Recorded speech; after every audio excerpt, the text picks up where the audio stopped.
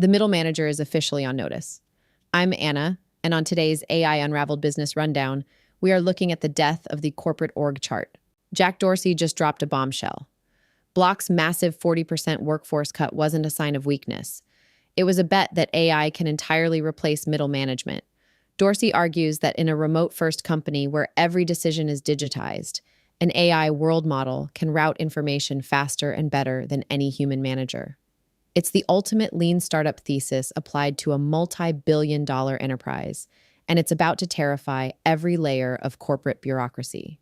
While Block reshapes the workforce, Microsoft is declaring independence. We look at the launch of 3 new in-house AI models designed to compete directly with OpenAI. With a renegotiated contract in hand, Microsoft is proving that they will not be tethered to Sam Altman's vision for superintelligence. And speaking of independence, the capital flight has begun.